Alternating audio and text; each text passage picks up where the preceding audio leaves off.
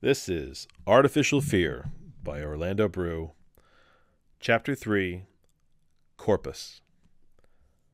Brax carefully removed the cable connection from behind Max's ear and laid it across his workbench. Nothing broken, Brax reported in a positive tone. Just shaken up. The nanobites are aligning your system now. Max leaned back in the swivel chair and kicked his feet out. He could feel the repair nanobites swimming around inside him, moving his innards back into their proper location. Max imagined it might have been a painful feeling if androids had a differentiation between pleasure and pain, but in the case of androids, it was just a stimulus, whether it was positive or negative. In the latter case, an alarm would eventually go off. "Damn, Brax, you have a wicked elbow on you there," Max finally said as he pulled himself and the swivel chair back to his desk with his bare feet. "You know, you could probably slow him down if you wanted to," Max said, not looking at Brax. His desktop was bare, so he just looked down at the plastic countertop as he awaited a response. After a minute, he started to think a response wasn't coming, so he swiveled around slowly to see Brax looking right at him with those big red eyes. "Brax? You don't know him, Max. Polar is one of the greatest fighters I have ever seen. He seems to enjoy it so much you would almost think he was human," Brax spoke, letting his left hand rest across his armored knee. "What do you mean, human? No machine ever started a war." "I suppose." Max nodded to himself over the statement. "I wasn't built yet when the last war ended. I was part of a frontline android unit, 20 battle androids in all," Brax started, with almost a sense of nostalgia in his metallic tenor. "2 of us survived. The rest were destroyed in battle. Their parts were used to keep us functional."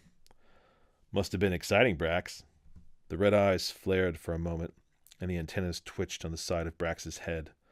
The battle android turned around and began putting away the tools he had used on Max's diagnostic. Max noticed he had offended Brax somehow, and pushed off his desk with his legs so that his chair would roll close to Brax. The battle android would not look at him when he rolled over. "Humans can have their emotions hurt," Brax stated slowly, as he deftly put away his small tools. "Emotions can be a strength as well as a weakness. Research has shown that artificial intelligence over time can begin to demonstrate glitches in their makeup that compare similarly to human emotions." Max had listened intently to what Brax had said, but all he could make out of it was that emotions could be hurt and that some androids broke down and acted weird. "And?" Max said.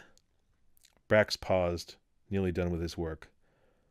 "Do you think that in time androids become human, emotionally?" Max was stumped. He'd never thought that stuff like this would swing around in Brax's head. The battle android had always seemed so dull and timid, as if his programmer had designed him to be a target. "Could just be programming, Brax. You know that personalities can be simulated," Max said, knowing for a fact that a great deal of his own charm had been written into him. "Simulated, yes, but I am afraid of dying, Max, and that was never programmed into me." The battle android finished with his tools and turned his head to face Max. Neither of them spoke for a long time. Max leaned back in his chair and after a while looked at the clock set on the wall. "Almost 7. Time to close the shutters, Brax," Max said. "Done," Brax replied, the slow shifting of the metal shutters audible even to the 2 of them in the basement. The shutters would close the building off from Fujin's blinding light and create a night-like atmosphere. Not that any of the androids needed that. Night and day were both the same to them, and they were the only ones who peopled the station at night. "Say, Brax," Max said all of a sudden, "ever think of just trashing your body for a new one? I hear some of the more recent stuff is amazing." "No." "Never?" "I appreciate this body. Maybe in time you will appreciate yours." Max rolled his eyes and pushed off Brax's workbench back to his desk, the swivel chair's wheels rolling smoothly.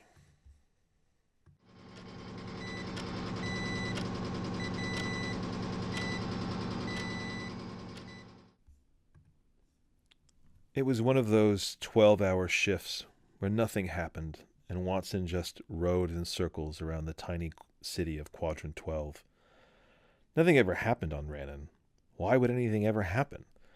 Events could pick far better locations than this dusty red planet slowly being formed into something more luscious. Sure, the northern and southern poles were erupting with vegetation, but it was still mostly desert here in the middle.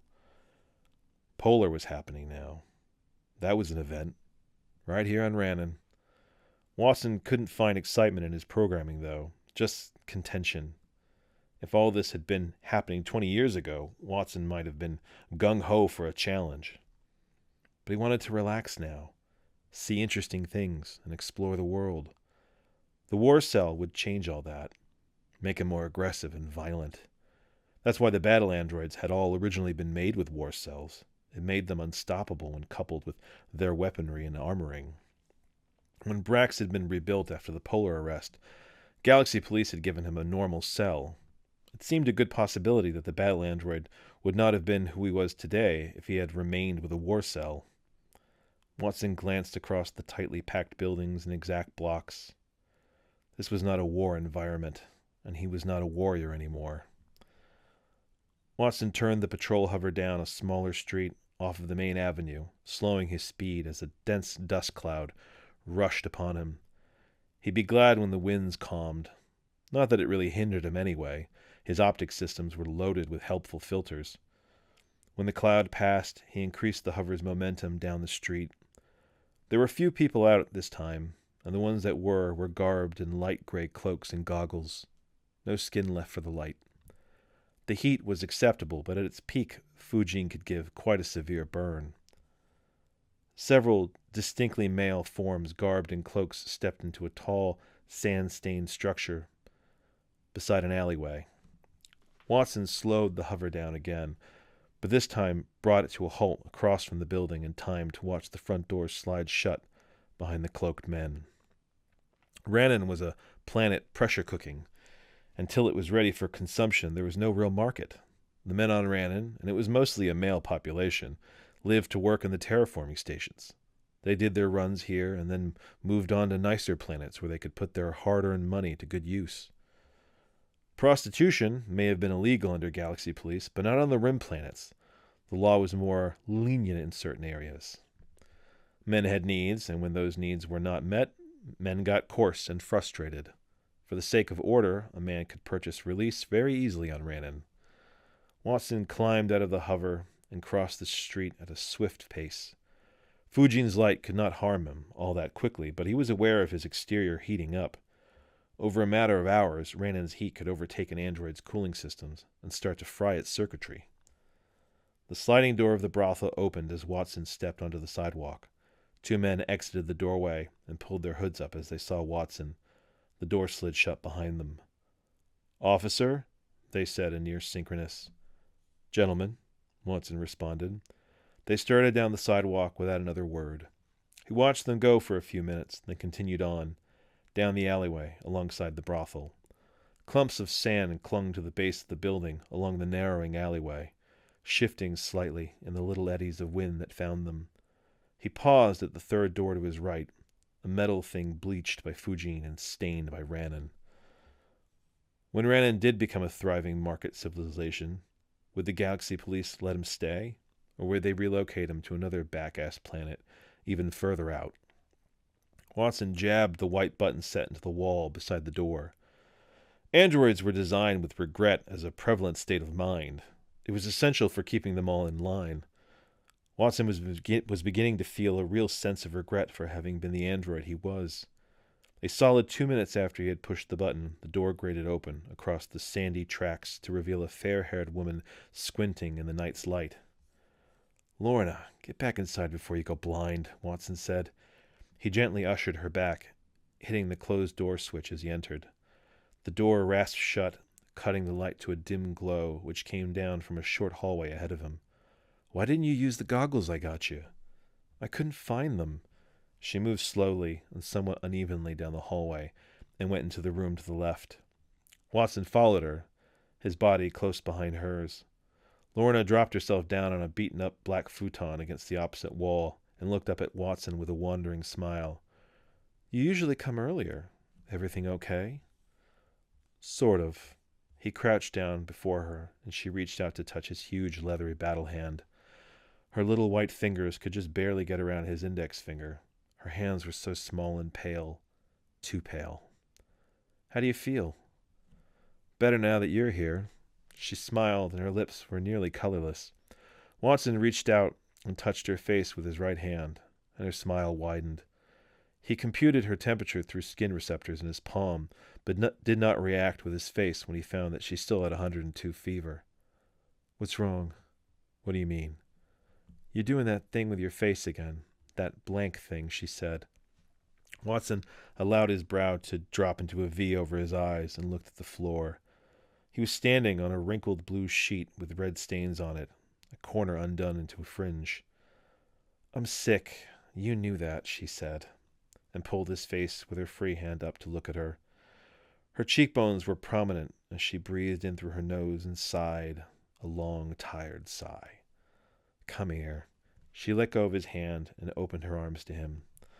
Watson leaned himself forward into her hold and rested his head across her bony shoulders. She was wearing a thin black robe, and he could feel the heat coming off of her body through the fabric. Her arms pulled taut around him, and Watson smiled to himself. You're all I got, baby, she whispered. You never let me down. Machines are dependable, he said, and she chuckled right away. You're no machine, not ever. She pushed him away and held him before her at arm's length. You're a man. My man. Lorna leaned forward and kissed his lips. This was, of course, very illegal. Android-human relationships were strictly prohibited. It had landed Watson on Ranon. Her tongue pushed into his mouth and toyed with his, her saliva registering in his mouth. Their eyes were open the whole time, her deep green staring into his richly designed walnut. I worry about you, he said when they broke. You could get worse any time. Or not. I've heard of people going 20 or 30 years with just the fever. I might not get worse. Her eyes were sincere. She did believe it, but Watson had done the figures, and he knew the reality. She would get worse. The odds were too high. You're right. You might not. I'm still going to worry, Watson said. I'll give you something to worry about. Lorna pushed past him as she rose, pausing at the entrance to the room to look back at him. Her pale fingers undid the belt of her robe and let it part, revealing the soft skin of her body from her neck to her pubic mound.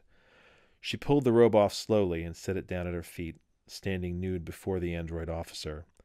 Her eyes promised him her body, the way she looked at him before she turned and crossed the hallway to the tiny bedroom. Watson moved to the doorway of the bedroom and studied her lying on the bed, arms crossed behind her head. What, did I fry your batteries? Lorna smiled with teeth, then subdued them with her lips, her cheeks taking over the smile. She was too skinny.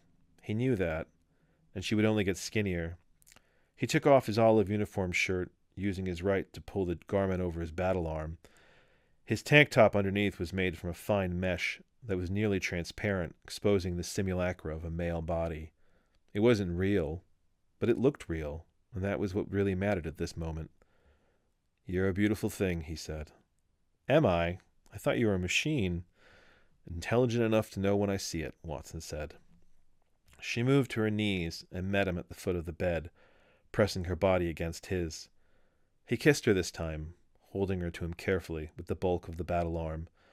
Soon he would activate the other parts of his body relevant to the situation and break some more android-human relationship laws. It really was just an intellectual process of being desired and finding pleasure in giving pleasure. Almost altruistic, really. Watson did feel something strange in his program when he was with her, but he was not certain enough to call it love. Besides, was that even possible? Lorna reached down for the closure of his pants and started undoing them. Without Watson, Lorna was alone. Didn't that mean something? Lorna reached down into his pants, and he activated his designed specimen of manliness with proper timing. She liked to feel it spring to life in her hand. Lorna was sick. He pulled the tank top off as she pushed his pants down with her other hand, revealing what she was already holding to her eyes. She had come to Ranon to work as a prostitute. Her mouth on him was like being welcomed into a friend's house with great affection, the emotional equivalent. She wasn't sure when she had gotten sick, but it had ended her career. Watson pushed her back to the bed and pulled his boots off quickly, then shucked off his pants as he climbed onto the bed. It was a sexually transmitted plague that killed 1 in 3, and it always started with fevers. He wound his battle arm under her body and pulled her to him, her own hands navigating him to where she wanted him to be. An android could not get sick, so he was not afraid of being close to the ill. The intellectual process of being accepted into one's body, a mechanical thing mixing with the organic, was so perplexing and amusing that it almost made Watson feel human. The way Watson saw it, he supported her life with his pay and her mind with his interaction. He was a slave to the Galaxy Police and would always work for them, whether he wanted to or not. They still paid him, though. What was he going to do with the money beyond buy a better cooling system? Lorna needed him, and it was nice to feel that, even if it was illegal.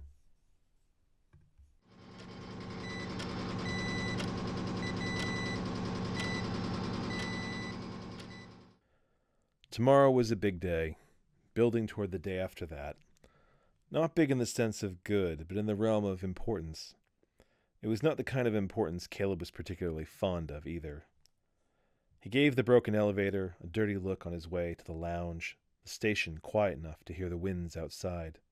White noise.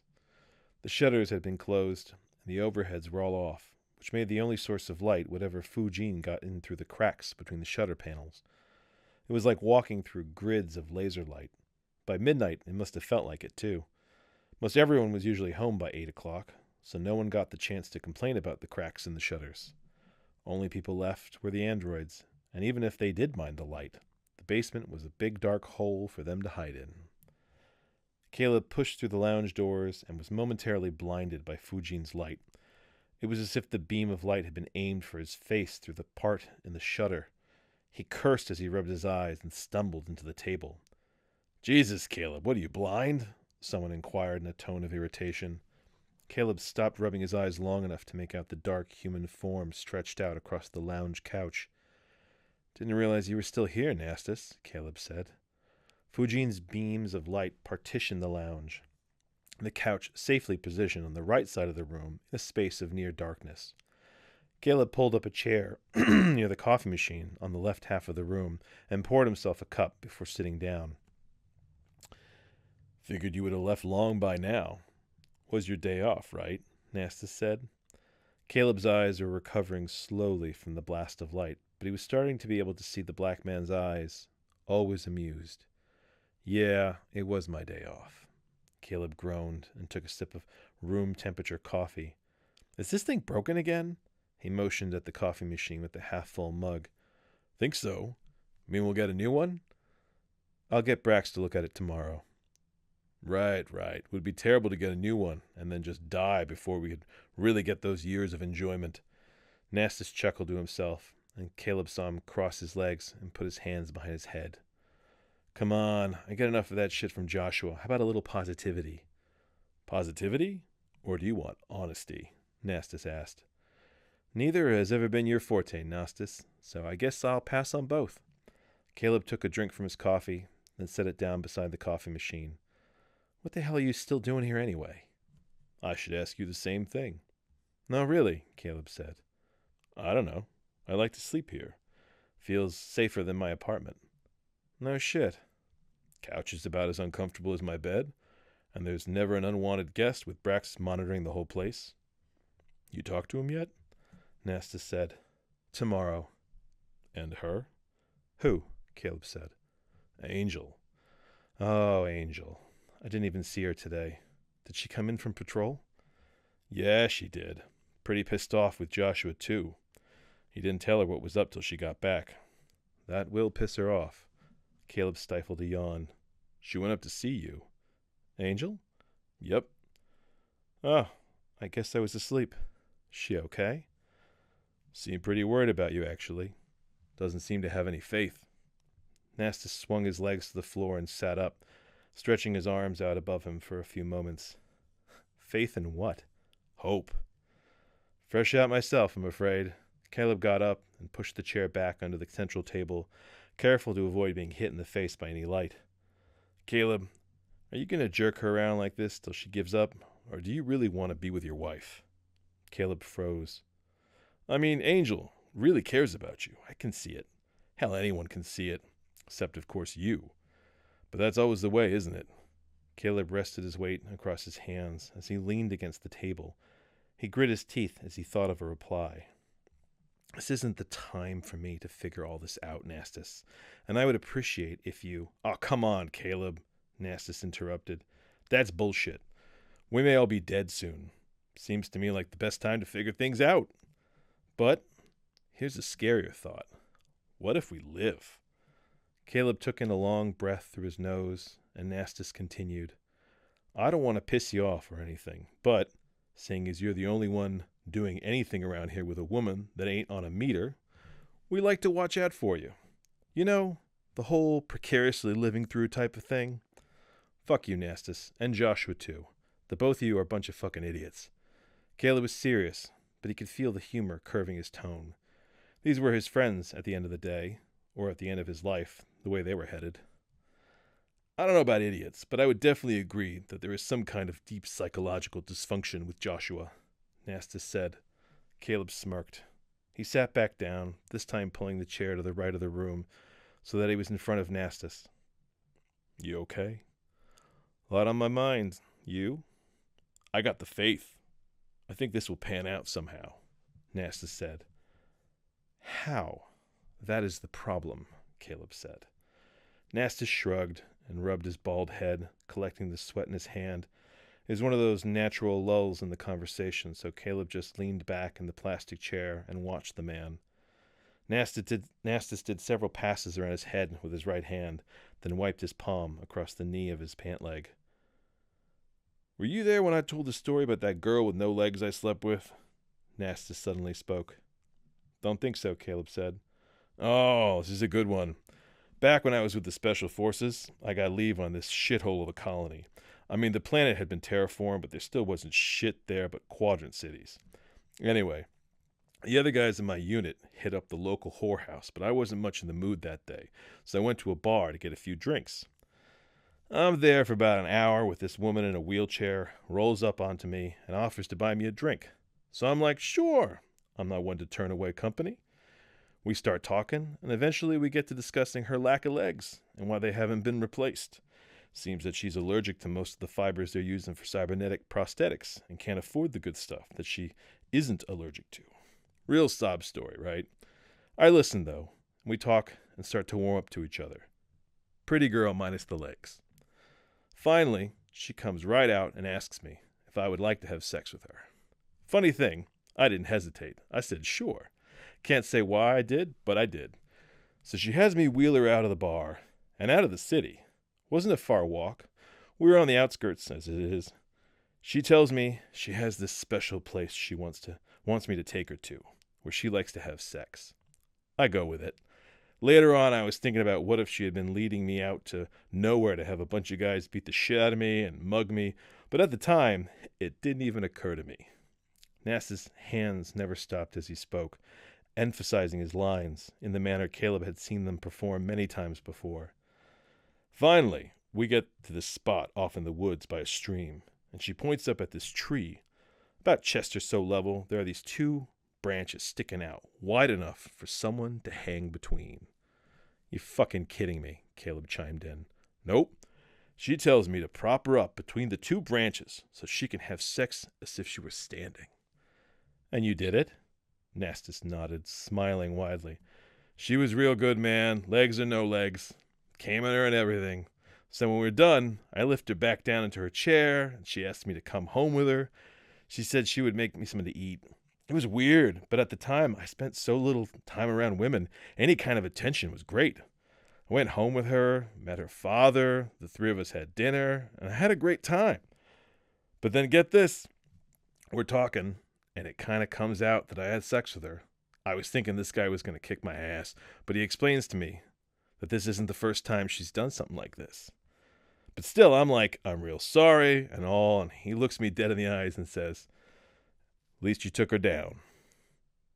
Caleb had no comment at this point. He just stared at Nastus. The image of a legless, half-naked girl stranded up in a tree crossing his mind. That's fucked up. Tell me about it, Nastus said, smiling so hard it seemed to trouble his speech. What did you do? What do you mean? I spent the night with her. My unit left the next day, Nastus said. Oh, and you never went back? I did, about 2 years later, when my tour in the Special Forces ran out. I was on the planet, so I stopped in. But her dad said she'd moved off planet about 6 months before I got there. What are you going to do, eh? Nastus got very serious then, his eyes wandering across the light beams cutting the room up. There was something in his voice, though, something different from the usual brand of idiocy. Did you go back for her? Caleb asked him. Suppose I did. She was strange. I liked that. Didn't do nothing then, though. And then she was gone. Way I see it, you got one chance, and then you lose. I suppose. Caleb yawned. He got up and looked to where Fujin was seeping in so brightly, and it came to mind that he didn't have any protective gear with him. Shit. Nastus, you leaving tonight? Not that I know of. Can I use your cloak and mask to get home? Didn't figure on being here so late. Caleb rubbed his left eye. It was getting a little blurry with the desire to be closed. Never a problem. They're out on my desk. Thanks. See you tomorrow. Caleb went through the doors and left Nastus sitting alone in the lounge. Dimly, he heard the man talking to himself from the hallway, but dismissed it. He just wanted to get home. The city of Quadrant 12 felt like a different place at night. Fujin's powerful white light made the few shadows as black as oil, and everything else was a wasted pastel. The red sands were almost pink as the hot air spun them around and swarmed at Caleb's borrowed white cloak. Even with the protective gear, the heat on the shoulders was intense, but it could have been worse. He imagined Will out there in the desert. No cover in sight, and the heat just building across the surface of that behemoth of a truck. He thought of that and was glad that his apartment was so close. The automatic doors slid apart from him, then slid shut behind him, and sealed to keep in the cool air. Gladly, the elevator actually worked here, so he took it up to the 4th floor and walked slowly for his apartment door down the hall. Of course, the closer he came, the more he remembered he didn't want to be there. Janie would be waiting to bother him. Caleb waved his code key across the sensor and the lock opened soundlessly. There was the amazing chance that Janie had already gone to bed. Her voice was audible, though, articulating in that soft, sorrowful tone she used to apologize to him with when she still apologized. He paused in the kitchen and listened to her, in the bedroom, on the phone it seemed, asking for chances and confessing deep feelings. Caleb's eyebrows came together in a near V, and he backtracked to the front door, Janie's soft weeping discernible now. He slammed the door shut, then made a direct course for the bathroom. Janie said quick goodbyes and came calling after him, right as he slammed the bathroom door shut. Fucking hell, he said, throwing Nastus's cloak and mask to the ground. He didn't undress so much as yank off his clothes and toss them, making sure only that nothing landed in the pressure toilet. Caleb? Fuck off, he replied through the door. What's wrong? Caleb looked at his guns, then at the bathroom door, but got into the shower and slid the plastic door shut. The cool water splashed down across his body, and he thought he was as hot as Fujin, his fists clenched tightly. She opened the bathroom door and called for him, but he didn't reply. She would go away. She had to see her own stupidity. Caleb let the water rush across his head, pressing the brown hair down in wet locks across his forehead. The bathroom door closed, and he made a deep sigh in relief, his whole upper body rising and falling with the respite from her presence. Caleb, Janie said, pulling the shower door open. She was naked. He pulled away to the far wall of the shower and looked at her with resentment. Janie shut the shower door behind her and got in under the water, her short blonde hair soaking back down along her neck. After a few moments under the water, she manipulated the shower controls, and the cold water shifted to hot. What's wrong with you? She finally said, looking at him through the falling water. Me? The fuck is wrong with you, making an interplanetary call to talk to your ex-boyfriend? Caleb was breathing hard with irritation and anxiety. You were listening? A hurt look crept across her face. the bottom lip quivering as if she might cry or scream at any minute. "Oh, yeah. So what? He won't take you back, so you bide your time with me? Is that it? Please let me know so that I can get on with my life already." Her eyes were wet, but he couldn't tell if it was the shower or tears. "What life, Caleb? You live on a rock. I am your life," Janie told him. "Not anymore." "What, are you going to walk out and find someone else? Great place to look, on a planet with a female population of 2%. Maybe you already found someone else, Janie." Then she lost it. Caleb watched this naked woman he had loved for so long cry hysterically before him. He wanted to leave. He wanted to leave and firebomb the apartment, but she was in the way. Caleb made an attempt to get by her, but she grabbed him and held on to him, crying against his bare shoulder, her breasts pushed into his chest, pubis brushed against his leg. At this point, Caleb discovered hate, but that wasn't what he needed. Hate was just another kind of love. When she kissed him, he let her. After a while, he kissed back. His body got hotter, and she stopped crying. Janie pushed her body hard against his and wrapped her arms around him. Caleb stumbled back against the wall of the shower and felt his penis brush across her mound. It was maddening the way he felt so unarmed. He wanted to leave, but he also wanted to fuck her, and it paralyzed him. He wanted to fuck her as an act of aggression. One of her hands found his erect penis and started to pump it slowly. Caleb's mouth was filled with her tongue and her spit, his private body in her hand. And what had she been doing when he got here? Janie's back made a wet slapping noise when he threw her back against the opposite wall.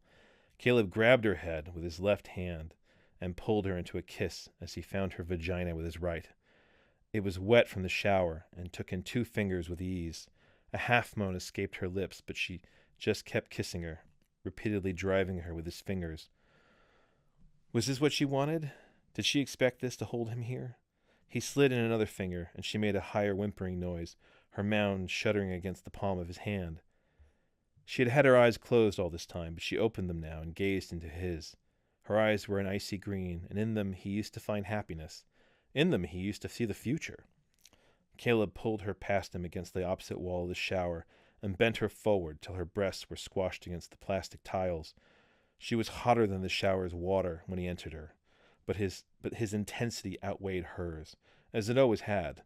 He started up a powerful sequence of thrusts, not so much trying to get deeper into her, but to go through her. She moaned out and pushed back against the piston motion, her ass slamming against his crotch. His hands grabbed her by the slender waist and pulled him into her harder and faster. With the shower's rain, he wasn't even sure if he was feeling her, the way she was wet, but that didn't matter. None of it mattered. Not anymore.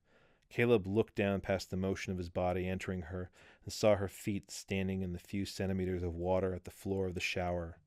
Her feet, up past her ankles, along the calves to her knees, and then her thighs, legs. Suddenly Caleb thought of a woman with no legs, and he stopped thrusting. He stopped moving. Janie took up the pace with her body, but he wasn't complying anymore. He wasn't part of it. Caleb? A woman with no legs and one chance to do the right thing. A chance. She looked back at him. She had stopped too. "Caleb, what's wrong?" He slipped out of her as she turned around and lay those chill green on him. "Hello, Caleb." He looked at her and did not see the woman he had married. She was very pretty, and his body desired her, but he didn't want to be there. "I have to go," he blurted out and left her in the shower. He could hear her crying angrily as he collected his stuff from the bathroom floor and fled in haste, leaving wet footprints behind. Mistake, he said to himself as he reached the door to the hallway, pulling his boxers on.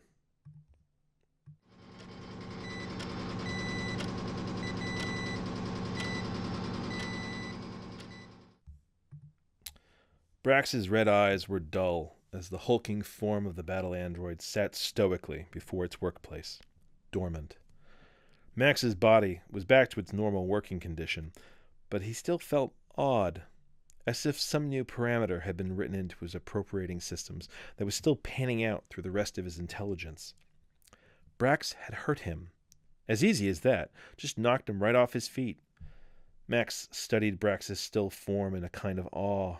the dented plates of armor shaped around the android's substructure, the sharp antennae reaching up, the massive battle arm, larger than even Watson's. Even Brax's withered arm was still twice the size of either of Max's arms. This machine had defeated him with no desire to do it. This broken and all too human machine had broken him. Max turned back to his desk and pulled open the bottom drawer on the left, the big one. The equipment was carefully arranged to fit in the drawer. It had not been removed in some time. On Ranon, one did not need equipment like this. Not till now, anyway. He had bought this gear back when he had been a hotshot android officer on Patton, hunting renegade androids, before the big demotion. After that, it had seemed to Max that a day would not come again that this equipment would see use. He was glad that Caleb had told him to get the good stuff. Max pulled the energy weapon out of the drawer first, the dull chrome gleaming enthusiastically. Some weapons civilians couldn't own. Some weapons humans couldn't handle. Max smiled on his weapon and thumbed the stud near the trigger. It began to hum. A blue light illuminated halfway down the length of the weapon on the right, signifying that everything was in working order. No radiation leakage or power drain. Most human energy weapons were designed with great attention to radiation dampening, but androids didn't get cancer. The first androids had been used as pawns on a chessboard of nuclear warfare. The more recent generations had not lost the asset of immunity to such conditions. Max's weapon had been designed explicitly for android use, explicitly for his use. Unlike Ranon, weapons engineers had been around on Patton for private business. With human energy weapons, there was a burst of fire, and then the weapon had to cool down before driving another charge. By this design, there was no radiation halo around the weapon, and humans could use it without the risk of cancer or radiation burns. Max's weapon was a fully automatic energy gun with a radiation halo tentatively measured up to 1 meter in diameter. People on Patton had often forgotten or overlooked his warnings, but when the red swords had appeared within minutes of standing beside him in a high-fire situation, they had learned quickly. Max set the gun down on the table beside his handgun and returned his attention to the drawer of equipment.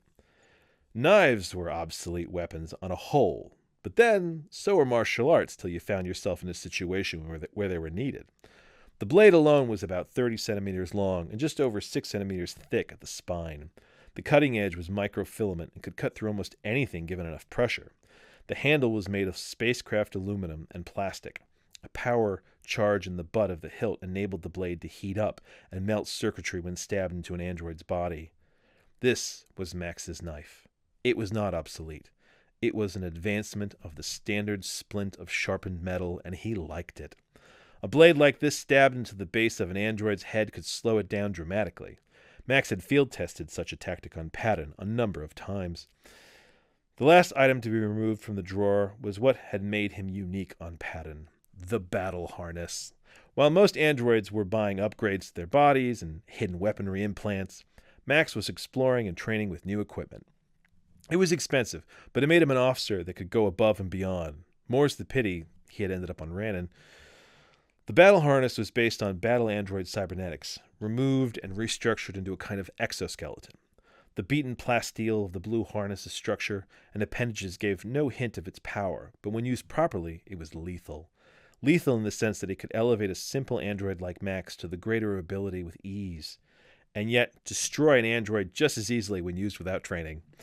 Max had seen an android get its head taken off in a battle harness accident on Patton City, Q6. Didn't destroy him, but it sure could have. Max spread the parts of the harness out before him and inspected them closely, making sure everything was visually sound. He'd know if it was in working order when he hooked it up to his internal systems later on, but he was sure it was. The gear had never let him down, and he was positive that it would not now, at the eve of his greatest challenge. Brax may have been able to take him down when fighting on a strictly body-based combat situation, but when allowed his tools, Max knew he could do some damage to the battle android it would never forget. When Polar arrived, he would show his fellow officers the true potential of his design. He had to. Too many lives were hanging in the balance. Max glanced over his shoulder at Brax and noticed the glow of his eyes had returned. He looked back down at the collection of equipment displayed across the desktop with satisfaction. "Want a rematch?"